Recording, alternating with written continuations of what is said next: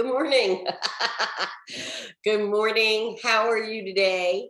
We are here in week 4, and this week we are going to actually be speaking about elements of the law. Very, very important. So the first thing, in connection with your reading of the chapter, which discusses contracts. Now, this is just between us, but this particular chapter in your book does not really align with what you need to know about contracts and the law. So we're just going to go over this. And then, of course, I put some extra stuff in the course room. All right. But the most important contract that you, as professional medical coding specialists, will have to deal with is called a business associate contract, and it's regulated under HIPAA's privacy rule. Now, essentially, a business associate is any outside company. So it might be janitorial service, it might be the computer software and hardware consultants. It can be anybody that is not an official member of the healthcare facility. Now, you remember that the healthcare facility is covered under HIPAA's privacy rule and security rule as a covered entity. But now you have people who are not associated, who are not hired, who are not employed by a healthcare facility, which does not make them obligated under HIPAA to protect your patient's privacy. So therefore, what is mandated under the privacy rule is that when you hire and contract with an outside company, again, it doesn't matter for what, you must include particular information in that contract that informs them of their obligation to protect patient privacy and obligates them to protect your patient's privacy. Now, you might say, well, the janitorial service, they come into our office or into the facility and clean, but, they don't have access to patient records. Well, if they're in the building alone, they might take access. So we're not accusing anybody. We are protecting the patient and the facility to make sure that anyone who could possibly have access to our patient records is covered under the business associate contract. And like I said, it's just an additional paragraph that must be added into your contract with this company. This is very important, and it is federally mandated. Okay? So you can get more information about this on the hhs.gov website under the HIPAA link. This is an actual link to that, but you can also find it by Google, okay? But the fact is you always want to get this information directly from the horse's mouth, which means if it's a federal regulation or a federal law, you want to get as much information directly from the federal government that you can, okay? Because if you go to some blog or some unknown source on the internet, what I always want you to do is picture yourself standing in court, testifying under oath before a judge. Now, what do you think is going to save your butt when you say, This is the directions. This is the information I got directly from the federal government website. Or, well, Your Honor, I read this guy's blog and he seemed to kind of sort of know what he was talking about. So I just used that as my source. Okay, ladies and gentlemen of the jury, no. And remember that when you are involved in a violation of a federal law, you may be right there at the defendant's table. This is not just the president of the hospital or the physician who owns the office. This is your specialty area. You have to know. Okay, so take a minute, check it out, and understand. Okay, yes, there are attorneys involved if you're going to have a contract, but you know, if you're working for a small physician's office, they may take this for granted. But like I said, standing in court in front of a judge, you want to be able to say, we took this paragraph from the HHS, Health and Human Services website, the HIPAA website, and we inserted it into our contract. So that fulfills our obligation to make sure that the business associate understands their obligation to protect patients' privacy. Okay? This is serious. You know, there's a lot of flim-flam, flotsam and jetsam flying all over the internet. And when you put something into Google, that does not protect you. This, your brain, your educated brain protects you. Use it. And if you're not sure, ask. You could ask me. I'm right here, 7 days a week. Okay? All right. There are 5 additional federal laws that you need to be familiar with.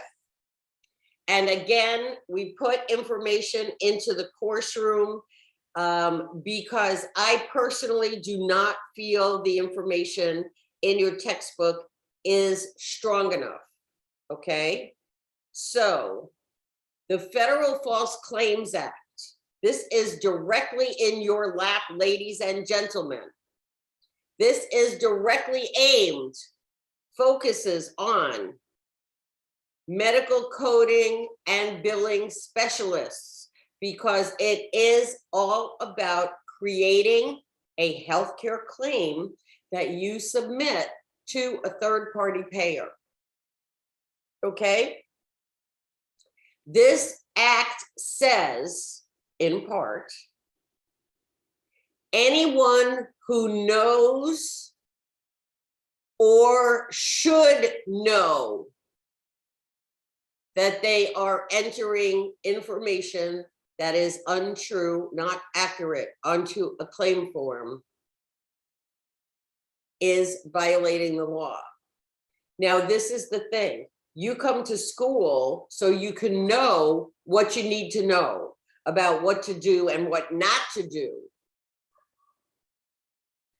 But also understand that the phrase "or should know" takes away any opportunity for you to use the excuse, I didn't know that was against the law. I just did what the doctor told me. I just did what the practice manager told me. I just did what my supervisor told me. Sorry, off to jail, off to prison. The point is that this federal law is all about exactly what you do.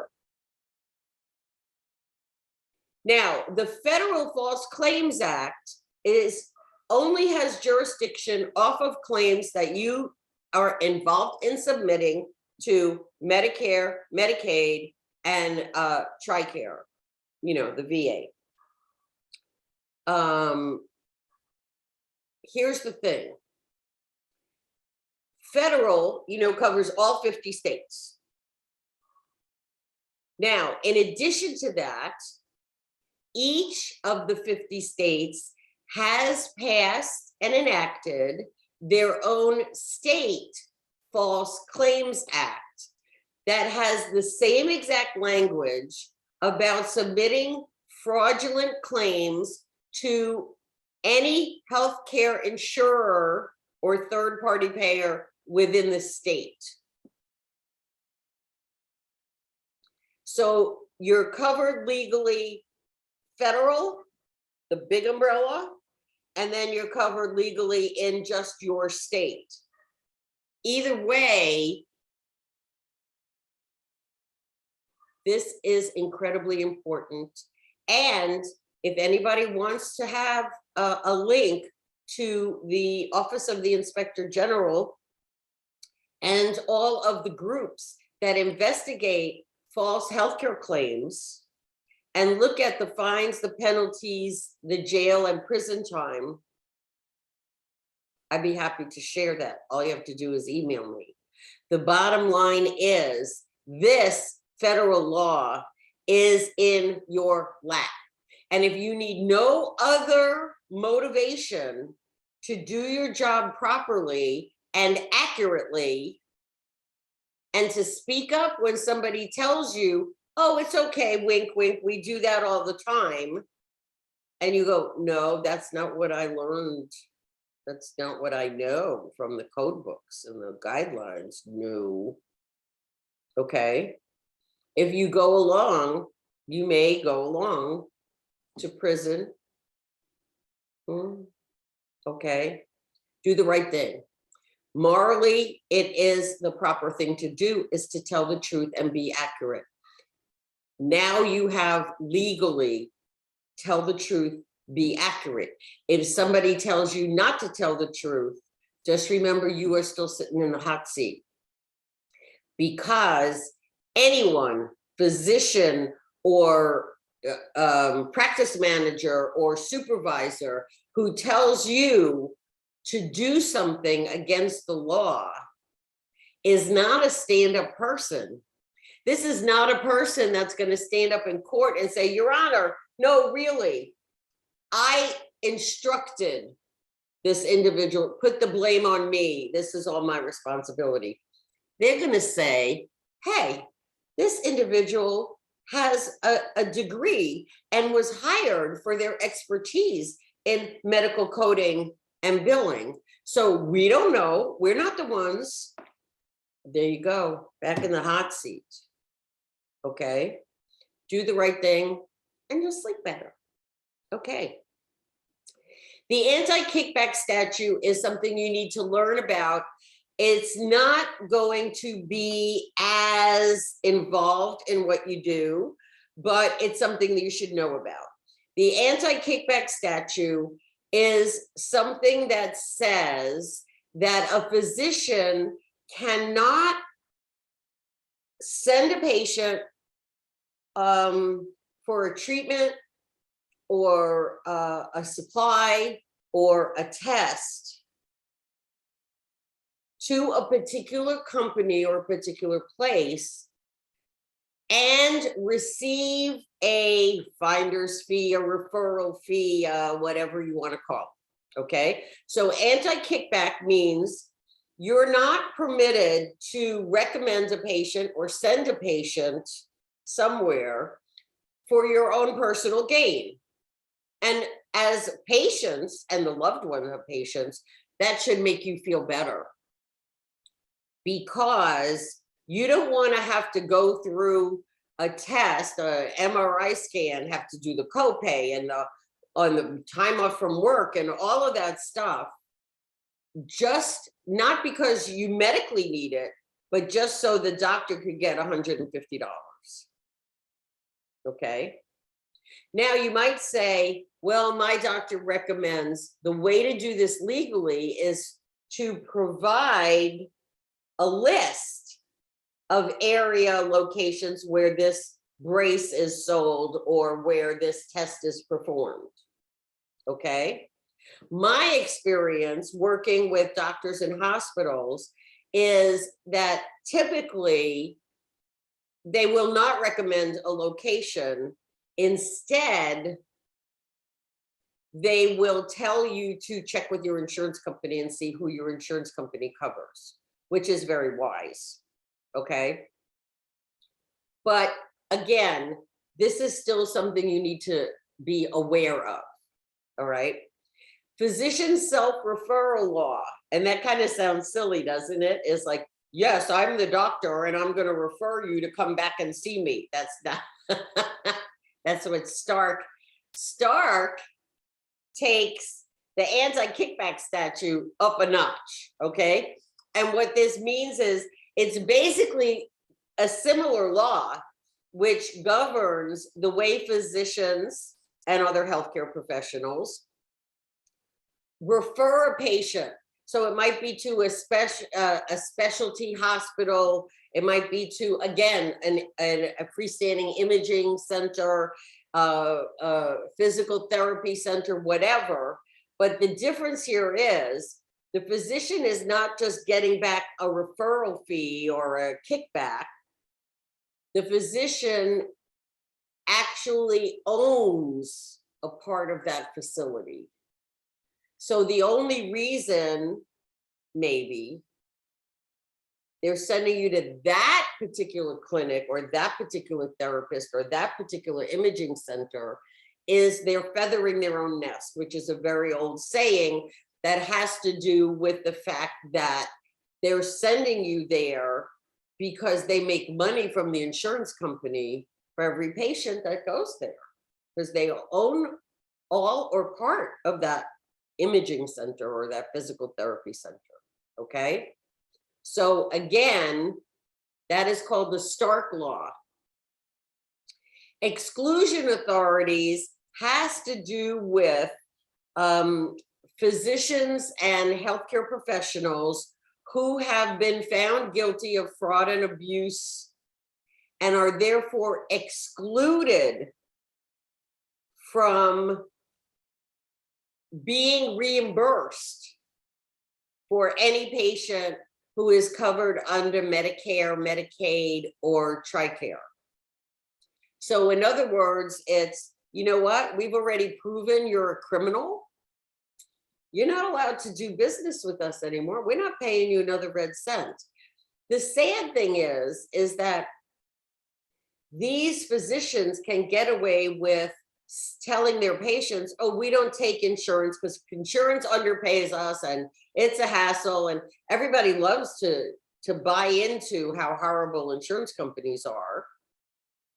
And so they say, we're cash only, and we'll give you the documentation and you can submit the claim to Medicare, Medicaid, or TRICARE.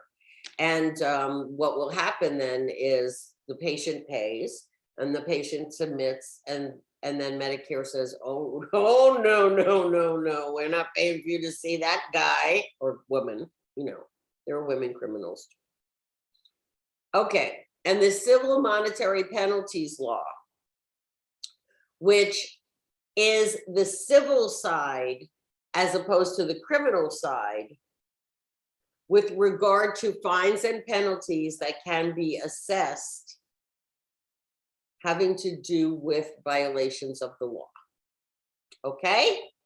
I know that's a lot to take in, but before you leave this course, I want to make sure you are familiar with these laws. This is the crux of healthcare law with regard to you and your future in medical record coding, as well as in health information management and health informatics.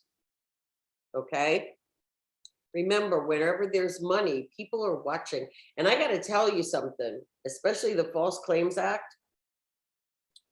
The Department of Justice, the Office of the Inspector General, as well as groups created by each individual private health insurer, that's fraud investigation, they get back millions of dollars by hunting fraudulent healthcare providers and taking them to justice, because that's what it is. Okay, so This is not something that is being ignored. This is not something that, you know, and I have heard that is like, oh, we're a little chiropractic office in this little small town. The federal government doesn't even know we exist. Okay, so first of all, you send a claim, they know you exist. Second of all, they're not hunting you on the streets. It's in the computer. The computers are programmed to flag and pull these claims. So it doesn't matter if you're working for one little chiropractor in South Kankakee, Illinois, or if you are working for the largest hospital system in New York, Houston, or Los Angeles.